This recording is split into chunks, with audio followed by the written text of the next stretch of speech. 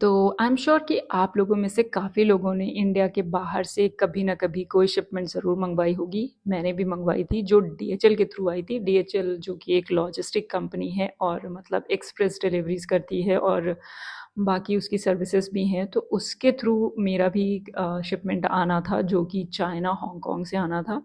वैसे तो मुझे काफ़ी टाइम हो गया है, मैंने काफ़ी टाइम पहले वो शिपमेंट मंगवाई थी, लेकिन अभी रिसेंट में ही मैंने पहले भी डीएचएल के काफ़ी कंप्लेंट्स सुने थे और अभी रिसेंट में मैंने सुना, तो मैंने सोचा कि मुझे एक वीडियो बनाना चाहिए कि अगर आप डीएचएल के थ्रू कुछ मंगवाए हैं और आपका शिपमेंट फंस गया है या लेट हो रहा है, तो उसे आप जल्दी से जल्दी कैसे निकलवा सकते हैं।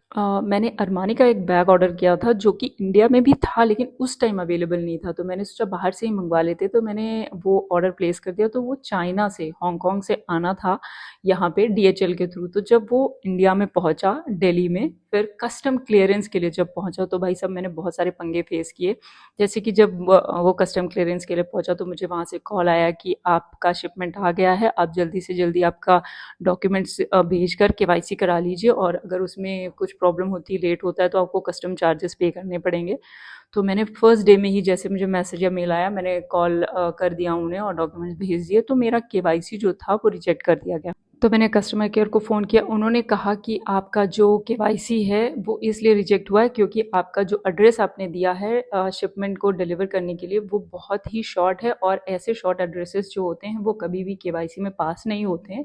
तो आपका जो शिपमेंट है वो आप तक नहीं पहुंचेगा। हमने कहा कोई सोल्यूशन है आप बताइए हमें, लेकिन उन्होंने फर्स्ट डे में ही मुझे कह दिया, मतलब फर्स्ट जो कस्टमर केयर एग्जीक्यूटिव से मैंने बात किया, उसने पहली बार में ही बोल दिया कि नहीं, आप कोई सोल्यूशन नहीं है, आपको आपका शिपमेंट जो है वो छोड़ना पड़ेगा, आप छोड़ दीजिए, अबेंडन कर दीजिए उसे। तो मैंने भी सोचा यार ठीक है, अगर कुछ सोल्यूशन नहीं है तो मैं छोड़ देती हूँ। तो मैंने बोल दिया कि ओके मैं छोड़ दूँगी। लेकिन वो मेरे अंदर एक चुल रहती है, अगर कोई भी चीज़ ऐसी है कि नहीं हो रही है, तो मुझे लगता है कि यार एक बार, मतलब जितने भी पॉसिबल वेज़ हैं उनको ट्राई करने के बाद ही मैं उसे छोड़ती हूँ। तो मैंने सोचा कि यार एक बार वापस से बात करके देखती हूँ। मैंने उनसे वापस से कॉल करके बात करी, उनसे पूछा कि आप कोई तरीका ज़रूर होगा, आप मेरे डॉक्यूमेंट्स ले लीजिए या फिर ये शिपमेंट को आप रिटर्न वहीं पे भेज दीजिए जो शिपर है उसके पास, ताकि ये दोबारा से वहाँ से करेक्ट एड्रेस के साथ भेजी जा सके। और अगर ये सॉल्यूशन नहीं है तो आप मेरे साइन ले लीजिए, आप मेरे डॉक्यूमेंट्स लीजिए और शिपमेंट मुझे बताइए कि कैसे मुझ तक पहुँचेगी और इसको पहुँचाइए। लेकिन उन्होंने मना कर दिया। तो मैंने सोचा यार ऐसे कैसे हो सकता है, अगर कोई ऐसी शिपमेंट होती जो बहुत ज़रूरी होती, किसी के पास आनी होती, तो कोई तो इन्होंने ऑप्शन रखा होना चाहिए था कि वो शिपमेंट कस्टमर तक पहुँचे। लेकिन सबने बोला नहीं पॉसिबल है। जो मैडम मेरी इंक्वायरी हैंडल कर रही थी उन्होंने उसे क्लोज़ कर दिया कि नहीं हो सकता ड्यू टू शॉर्ट एड्रेस। तब मेरा दिमाग घूम गया। फिर मैंने जो किया ना, उसके बाद मुझे वो शिपमेंट मिला। तो अगर आपकी कोई शिपमेंट फंसी हुई है तो आपको क्या करना है, जो मैंने किया तो वही वही स्टेप्स आप फॉलो करिए, तो आपको बहुत जल्दी आपका जो शिपमेंट है वो मिल जाएगा। तो मैंने मल्टीपल जो एग्जीक्यूटिव थे डीएचएल के उनको कॉल करना शुरू किया। मतलब मैं दिन में कई बार फ़ोन किया और कंप्लेन रेज़ करने के लिए बोला कि मेरी शिपमेंट आई है यहाँ पे और आप ये मुझे पहुँचाइए कैसे भी करके, आप क्या सॉल्यूशन है वो बताइए। और मैं कस्टमर जो एग्जीक्यूटिव थे उनका नाम भी ले रही थी और उनसे ऑफ़िशियली मेल डालने के लिए बोल रही थी कि आप मुझे मेल करिए, ताकि ऐसा ना हो कि भाई सब वो सिर्फ बात करके फिर वो निकल जाएँ। तो उनसे मेल ले रही थी और उनसे नाम भी पूछ रही थी कि भाई आपका नाम क्या है, जो आप मेरी कंप्लेन हैंडल कर रहे हो, जो मेरी शिपमेंट देख रहा है उसका नाम क्या है। जितने भी एग्जीक्यूटिव से मैं बात कर रही थी, सबसे मैं यही करवा रही थी, ताकि मेरे पास ऑन रिकॉर्ड रहे सारी चीज़ें कि हाँ, मैंने इतने-इतने फ़ॉलो अप किए हैं। तो अगर आपकी कोई शिपमेंट है जो डीएचएल में फँसी हुई है, वो आनी है या कोई कोई प्रॉब्लम आ रही है, तो आप एक काम करिए, आप बार-बार कस्टमर केयर को कॉल करिए, एग्जीक्यूटिव के नाम पूछिए, उनसे ऑफ़िशियली मेल डालने के लिए बोलिए और उनको बोलिए कि कंप्लेन रेज़ करें, कंप्लेन नंबर मुझे दें और बार-बार वो फ़ॉलो अप करते रहिए। और आप भी ऑफ़िशियली मेल डालिए जिसमें अपनी सारी प्रॉब्लम डिटेल्स मेंशन करिए, अपना आईडी भी फॉरवर्ड कर दीजिए, ताकि ये ना हो कि आपके डॉक्यूमेंट्स जो कि आपने अपलोड किए थे वहाँ से रिजेक्ट हुए, तो एटलीस्ट मेल पर उनके पास होने चाहिए। उसके बाद फिर से उन्हें कॉल करिए और बोलिए कि भाई मैंने कंप्लेन करी है, कंप्लेन रेज़ करी है, तो जो भी कंसर्न डिपार्टमेंट है उनको फॉरवर्ड करिए, जो कंसर्न पर्सन है जो आपकी इंक्वायरी या फिर कंप्लेन हैंडल कर रहा है उसको फॉरवर्ड करने के लिए बोलिए और उसका नाम भी बताइए।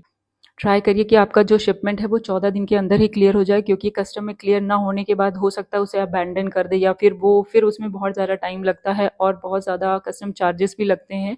और अगर आपकी शिपमेंट किधर से भी आई, आप बोलिए कि वो गिफ्ट आइटम है, ताकि उस पर एक्स्ट्रा चार्जेस ना पे करने पड़े आपको, जैसा कि मैंने किया था। मैंने तो ऑलरेडी वैसे ही उसे गिफ्ट में ही मेंशन किया था पहले ही, और उसके बाद भी मैंने बताया कि वो गिफ्ट आइटम है, जिससे कि वो लोग चार्जेस ना अप्लाई करे कोई भी कस्टम।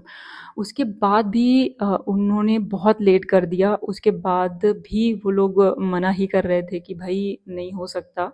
अगर ये सब करने के बाद भी आपके शिपमेंट को कस्टम में क्लियरेंस नहीं मिल रहा है, तो आप एक काम करिए, लास्ट ऑप्शन है कि उनकी वेबसाइट पे या जहाँ पे भी आप जाकर रिव्यू दे सकते हैं, आप उनको रेटिंग दीजिए। हर एक चीज़ को 0 0 0 करके रेटिंग दे दीजिए। वो रेटिंग जो है हेड ऑफिस में पहुँचेगी, वहाँ से आपको कॉल आएगी, तब आपसे पूछा जाएगा कि भाई क्या प्रॉब्लम है, आपने इतनी गंदी रेटिंग क्यों दी है। तब आप बोलिए कि आपका शिपमेंट जो है वहाँ पे रुका हुआ है, और कोई भी एग्जीक्यूटिव जो है वो आपकी हेल्प करने के लिए रेडी नहीं है। वो लोग बोल रहे हैं कि आप अपनी शिपमेंट को अबैंडन कर दीजिए, छोड़ दीजिए, डिस्कार्ड कर दीजिए, तो हमने इसलिए ये रेटिंग दिया है। तब वहाँ से जब प्रेशर जनरेट किया जाएगा, तब आपका जो शिपमेंट है वो जल्दी से जल्दी क्लियर हो जाएगा। क्योंकि मैंने भी यही किया था, जब मुझे वहाँ से मेल आता है, मैंने हर एक चीज़ को ज़ीरो दे दिया, बात करने से लेके उनकी हैंडलिंग और उनकी सर्विस, और हर एक चीज़ को ज़ीरो दे दिया। तो फिर मुझे वहाँ से फ़ोन आता है कि मैडम आपने इतना गंदा रेटिंग क्यों दिया। तब मैंने उन्हें बताया कि भाई आपके कस्टमर केयर एग्जीक्यूटिव कोई तो हेल्प करने के लिए रेडी नहीं है, ना DHL वाले, ना KYC वाले। सब ये बोल रहे हैं कि आपका जो शिपमेंट है वो डिस्कार्ड कर दीजिए, अबैंडन कर दीजिए। और हमने बहुत ट्राई किया कि कोई सोल्यूशन बताए, कोई सोल्यूशन बताने के लिए रेडी नहीं है। और मैं बता रही हूँ, विदिन 30 मिनट्स जो मेरी शिपमेंट थी उसको कस्टम क्लियरेंस मिल गया, और वो नेक्स्ट डे मुझ तक पहुंच गई थी। इतना स्पीड में काम हो। तो आपको भी यही करना है, आप कस्टमर केयर को कॉल करते रहो, बार बार मल्टीपल टाइम्स दिन में कॉल करो। उसके बाद उनको बोलो कंप्लेन रेज करने के लिए, उनको ऑफिशियली मेल डालो, और उनके नाम भी पूछते रहो, ताकि आपको पता रहे कि आपकी जो कंप्लेन है वो कौन हैंडल कर रहा है, आपकी शिपमेंट किसके अंडर है। तो भाई DHL वालों, क्यों ऐसा करते हो? कुछ तो सोल्यूशन रखो, या तो एड्रेस रीडायरेक्शन का रखो, या फिर शिपर को वापस आप भेज दो, या फिर कुछ आइडेंटिटी लेकर, सिग्नेचर लेकर, कुछ मतलब कुछ ऑप्शन रखना चाहिए कि जिससे कि कस्टमर को इतनी प्रॉब्लम ना हो। भैया 2,500-3,000 रुपये कोई एक्सप्रेस डिलीवरी के लिए पे कर रहा है, बाहर से कोई चीज़ आ रही है, और आप लोग ऐसे बिहेव करोगे तो कैसे काम चलेगा? अगर कोई सुन रहा है तो भाई कुछ करिए इसके लिए। आई होप कि मेरे इस वीडियो से किसी न किसी को कुछ ना कुछ हेल्प तो ज़रूर होगी। और अगर आपका कोई शिपमेंट है जो कस्टम क्लियरेंस में रुका हुआ है, तो डेफिनेटली ये सारे स्टेप फॉलो करके आप उसे जल्दी से जल्दी निकलवा सकते हैं।